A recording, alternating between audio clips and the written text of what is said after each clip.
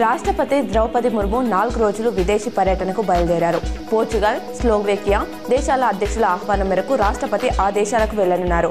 7, 8న పోర్చుగల్లో, 9, 10 తేదీలో స్లోవేకియాలో ఆమె పర్యటించనున్నారు. ఈ దేశాలలో భారత రాష్ట్రపతి పర్యటించడం దాదాపు 25 ఏళ్ల తర్వాత ఇదే తొలిసారి.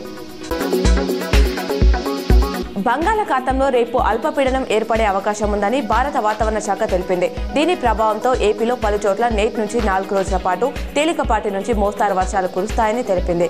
మరోవైపు ద్రోణి ప్రభావంతో తెలంగాణలో కొన్ని చోట్ల నేటి నుంచి 3 రోజుల పాటు మోస్తారు వర్షాలు కురుస్తాయని ఐఎండీ అంచనా వేసింది. అదే సమయంలో కొన్ని చోట్ల ఎండలు పెరిగే అవకాశం ఉందని హెచ్చరించింది.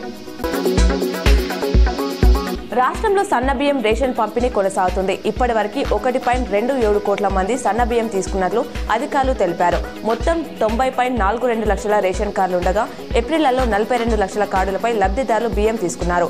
ఈ 6 రోజుల్లోనే 8.75 లక్షల క్వింటాల బియ్యం సరఫరా చేశారు. భద్రాచలం శ్రీ సీతారామచంద్ర స్వామి ఆలయంలో నేడు రామయ్యకు మహాపట్టాభిషేకం నిర్వహించనున్నారు. ఉదయం 10:30 నుంచి మధ్యాహ్నం 12:30 వరకు కళ్యాణ మండపంలో అభిషేక మహోత్సవం ఉంటుంది. ఇందులో భాగంగా శ్రీరాముడికి ఆభరణాలతో పాటు రజదండం, రాజముద్రిక, ఛత్రం, చక్రాలు, కిరీటం, శంకు ధరింపజేస్తారు. ఏటా శ్రీరామనవమి తర్వాత నిర్వహించే ఈ వేడుకకు ఈసారి గవర్నర్ జిష్ణుదేవ్ వర్మ ప్రభుత్వం తరపున పట్టు వస్త్రాలు సమర్పించనున్నారు. గుజరాత్లో రేపు ఎల్లుండి జరిగే ఏఐసీసీ సమావేశాల కోసం సీఎం రేవంత్ రేపు అహ్మదాబాద్కు వెళ్లనున్నారు. ఉప ముఖ్యమంత్రి భట్టి, మంత్రులు, పలువురు కీలక నేతలు ఈ రోజు సాయంత్రమే బయలుదేరనున్నారు. రాష్ట్ర కాంగ్రెస్ నుంచి మొత్తం 44 మంది నేతలకు ఆహ్వానం అందినట్లు తెలుస్తుంది.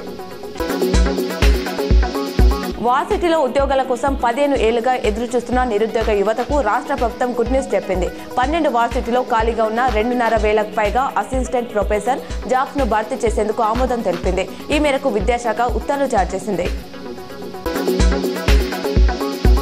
ఈ నెల 24 లేదా 25న ఇంటర్ వార్షిక పరీక్షల ఫలితాలు వెలువడే అవకాశం ఉందని 10వ తేదీతో జవాబు పత్రాల మూల్యాంకనాన్ని పూర్తి చేసి ఆ తర్వాత 2 రోజుల పాటు మార్కులు ఎంట్రీ, మార్కుల జాబితాల ముద్రణ పూర్తి చేసే ఛాన్స్ ఉన్నట్టు తెలుస్తుంది. సెట్ కంటే ముందే ఫలితాలను వెల్లడించాలని ఇంటర్ బోర్డు భావిస్తున్నట్లు సమాచారం.